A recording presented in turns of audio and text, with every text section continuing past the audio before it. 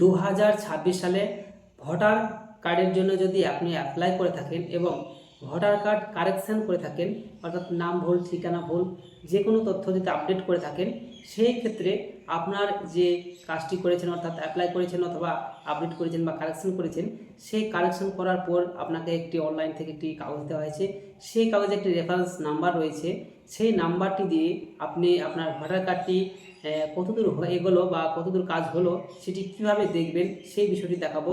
অর্থাৎ আপনি যে অ্যাপ্লাই করেছেন সেটি বিএলও অ্যাপ্রুভ করেছে কিনা এবং সেটি ফেল হয়েছে না সম্পূর্ণরূপে সাবমিট হয়েছে, সমস্ত তথ্য আপনি নিজে আপনার মোবাইল দিয়ে দেখতে পারবেন। সেই বিষয়টি আজকে এই ভিডিওর মাধ্যমে দেখাবো। আপনি আপনার নিজের মোবাইল দিয়ে আপনি অ্যাপ্লাই যেটা করেছেন ভোটার কার্ডের জন্য অথবা কারেকশন করেছেন, ভোটার কার্ডের নাম ভুল ঠিক করেছেন, সেটি আপনি নিজের মোবাইল দিয়ে সেই রেফারেন্স আইডি নাম্বার দিয়ে কিভাবে দেখবেন সেটি দেখাবো। রেফারেন্স আইডি নাম্বারটি আপনি যে ফর্মটা পেয়েছেন, অর্থাৎ অ্যাপ্লাই করার পর যে ফর্মটা আপনাকে প্রিন্ট আউট করে দিয়েছে, তার উপর দিকে ডান দিকে কর্নারে এস দিয়ে শুরু করে লেখা থাকবে, অনেকগুলো সংখ্যা থাকবে। তো চলুন সেগুলো আমরা প্র্যাকটিক্যাল দেখাবো, কম্পিউটারে টাইপ করে অর্থাৎ মোবাইলের মাধ্যমে কীভাবে করবেন সেটি দেখাবো। সেখানে আপনারা পুরো বিষয়টি বুঝতে পারবেন। তো চলুন শুরু করি। এর জন্য প্রথমে আপনি ক্রোম ব্রাউজারটি আপনার মোবাইল থেকে ওপেন করবেন। ক্রোম ব্রাউজারটি ওপেন করে গুগলে টাইপ করবেন voter, VOTER, voter Service portal, SERVICEPORTAL, এই লেখাটি লিখে সার্চ করবেন। তাহলে দেখবেন প্রথমেই একটি ওয়েবসাইট ওপেন হয়ে যাবে। আপনাদের ভালো করে জুম করে দেখাই, বিষয়টা বুঝতে পারবেন। এই যে ইলেকশন কমিশন অফ ইন্ডিয়া, এই ওয়েবসাইটটি আপনারা ভালো করে দেখে নিন। Voter Service Portal, Election Commission India. আর নিচে দেখতে পাবেন ইলেকটোরাল search.eci.gov.in, এই লেখাটি আপনি এই ওয়েবসাইটটিতে ওপেন করবেন।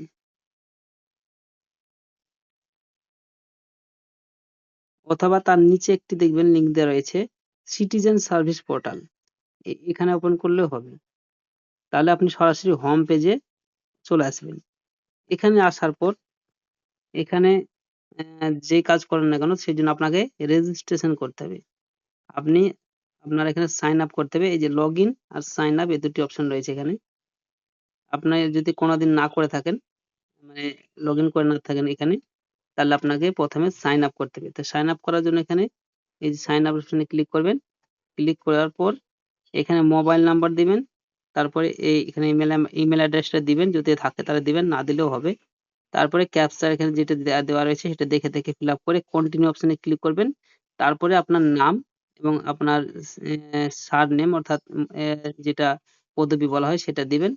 তাহলে ওটিপি ভেরিফিকেশন হবে, তাহলে লগ ইন হয়ে যাবেন। তারপরে আপনাকে পুনরায় লগ ইন অপশনে ক্লিক করে আপনার মোবাইল নাম্বার দিয়ে ওটিপি ভেরিফিকেশন, ওটিপি আসবে, ওটিপিটা এখানে দিয়ে রিকোয়েস্ট করলেই এটা ওপেন হয়ে যাবে। তো আমার সাইন আপ করা ছিল আগেকার, সেই জন্য আপনি লগ ইন করে দেখাচ্ছি আপনাদেরকে। আমি এখানে মোবাইল নাম্বারটা দিয়ে দিই, তারপরে ক্যাপচাটা দিব, তারপরে রিকোয়েস্ট ওটিপিতে ক্লিক করব।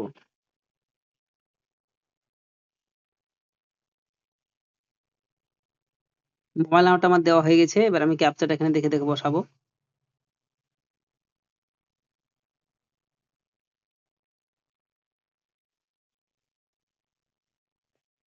রিকোয়েস্ট ওটিপি, এই অপশনটি ক্লিক করব। তাহলে দেখতে পাচ্ছেন এখানে ওটিপির ঘর চলে এসছে। এই 6টি ঘরে ওটিপি বসাতে হবে। তো এই যে আমি ওটিপিটা এখানে কপি করে নিলাম, ওটিপি দিয়ে দিলাম। তারপরে ভেরিফাই অ্যান্ড লগ ইন, এই অপশনটিতে ক্লিক করতে হবে। আপনারা একটু ধীরে সুস্থে করবেন, তাহলে সব হয়ে যাবে, চিন্তার কোনো কারণ নেই। এরপর যেটা করতে হবে আপনাকে, এখানে লেখা রয়েছে দেখেন, track application status, track all your of status here. এখানে সমস্ত রকমের অ্যাপ্লিকেশন যেগুলো করেছেন, কারেকশন করে থাকেন অথবা নতুন ভোটার কার্ডের জন্য অ্যাপ্লাই করে থাকেন, যাই করেন না কেন, প্রত্যেকটি এখান থেকে অ্যাপ্লিকেশন স্ট্যাটাসটি আপনি এখান থেকে চেক করতে পারবেন। তো এখানে ক্লিক করবেন। ক্লিক করলে দেখবেন একটি বক্স ওপেন হয়ে যাবে, এই যে রেফারেন্স নাম্বার। আমি ভিডিওর প্রথমেই বলেছি যে আপনার অনলাইন অ্যাপ্লিকেশন করা হয়ে গেলে আপনাকে একটি কাগজ দেবে, অর্থাৎ ফর্ম বার করে দিবে, যেটিতে আপনার লেখা থাকবে রেফারেন্স নাম্বার। আপনি নতুন ভোটার কার্ড করেন না কেন আর কারেকশন করেন না কেন, নাম ভুল যাই করেন না কেন, আপনাকে একটি রেফারেন্স নাম্বার দেওয়া হবে। সেই নাম্বারটি আপনাকে এখানে লিখতে হবে। রেফারেন্স নাম্বারটি আপনি ডান দিকে আমি একটি ছবি দিচ্ছি, দেখতে পাবেন। এইভাবে রেফারেন্স নাম্বারটি দেয়া থাকবে আপনার ফর্মের উপরে ডান দিকে। অ্যাপ্লিকেশন নাম্বার বলে অ্যাকনোলেজমেন্ট স্লিপ বা অ্যাকনোলেজমেন্ট নাম্বার বলে এটি দেওয়া থাকবে। অ্যাকনোলেজমেন্ট নাম্বার, সেই অ্যাকনোলেজমেন্ট নাম্বারটি আপনাকে এখানে রেফারেন্স নাম্বার যেটা সেটা দিতে হবে। তো আমি এখানে দিয়ে দিচ্ছি, আপনি দেখতে পাচ্ছেন এস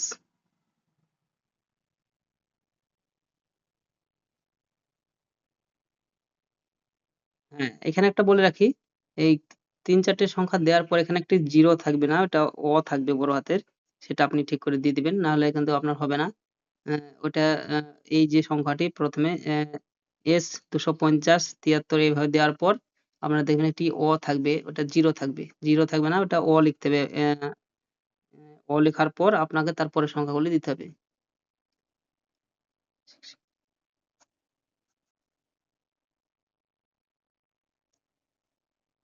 রেফারেন্স নাম্বারটি লেখা হয়ে গেলে আপনি এখানে সাবমিট অপশনে দেখবেন, ডান দিকে সাবমিট অপশন থাকবে। সেই সাবমিট অপশনে ক্লিক করবেন।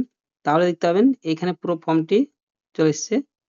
এখানে যে ব্যক্তির ফর্ম তার সমস্ত ডিটেইলসটা চলে এসছে এখানে। আর এখানে দেখতে পাবেন সাবমিট করা হয়েছে ২৯ তারিখ। আর এখানে কিছু এখনো হয়নি। সাবমিট হয়ে গেলে, হওয়ার পর এখানে বিএলও কাছে যাবে। বিএলও কাছে অ্যাপ্লিকেশন অ্যাপয়েন্টমেন্ট হবে। তারপরে আপনার পরপর কাজগুলো করে এগাবে। তো যেহেতু এটি সাবমিট হয়েছে, এখন বিএলও দেখেনি, বিএলও অ্যাপয়েন্টমেন্ট হয়নি। বিএলও কাছে যাবে। এখনো ২৯ তারিখ করা হয়েছে গতকাল। সেজন্যে এটা এখনো কিছু দেখাচ্ছে না। তো এখান থেকে আপনি স্ট্যাটাসটি খুলবেন, খুলে দেখবেন। আপনি নিশ্চয়ই বুঝতে পারবেন। এত কিছু যখন করতে পারবেন, অবশ্যই এইটুকু বুঝতে পারবেন বিএলও সাইন করেছি কিনা, রিজেক্ট হয়েছে কিনা, সমস্ত পরপর এভাবে লেখা থাকবে। তো ভিডিওটি ভালো লাগলে চ্যানেলটিকে লাইক করবেন আর সাবস্ক্রাইব করবেন। ধন্যবাদ সকলকে। Thank you.